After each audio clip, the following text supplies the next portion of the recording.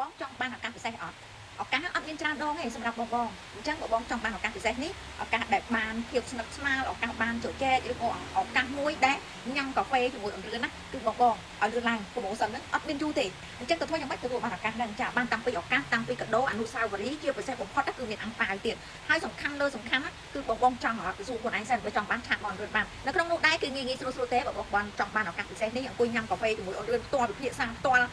ជជែកគ្នាផ្ទាល់តែម្ដងបងគឺគ្រាន់តែខ្លាយជាសមាជិកឬក៏ដៃគូសហការនៅក្នុងក្រុមហ៊ុន Bravo ជាមួយអង្រឿនណាចាបងនឹងទទួលបានភាពស្និទ្ធស្នាលពីអង្រឿននេះហើយអង្រឿននឹងផ្ដល់ពីកលឹះពីតិចនិចពីបទពិសោធន៍នៅក្នុងការផ្ដល់ក្តីសុខឲ្យមនុស្សជាទីស្រឡាញ់ខ្លួនឯងឲ្យបានចាគឺអត់ចំណាយអីទៀតទេអញ្ចឹងកុំភ្លេចណាចានៅក្នុងនោះមាន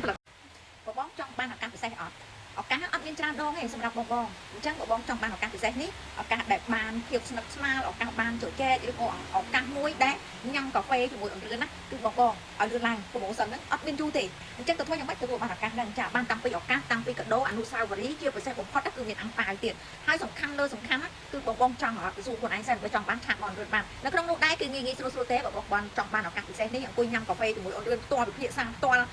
ជជែកគ្នាផ្ទាល់តែម្ដងបងគឺគ្រាន់តែខ្លាយជាសមាជិកឬក៏ដៃគូសហការនៅក្នុងក្រុមហ៊ុន Bravo ជាមួយអង្រឿនណាចាបងនឹងទទួលបានភាពស្និទ្ធស្នាលពីអង្រឿននេះហើយអង្រឿននឹងផ្ដល់ពីកលឹះពីតិចនិចពីបទពិសោធន៍នៅក្នុងការផ្ដល់ក្តីសុខឲ្យមនុស្សជាទីស្រឡាញ់ខ្លួនឯងឲ្យបានចាគឺអត់ចំណាយអីទៀតទេអញ្ចឹងកុំភ្លេចណាចានៅក្នុងនោះមាន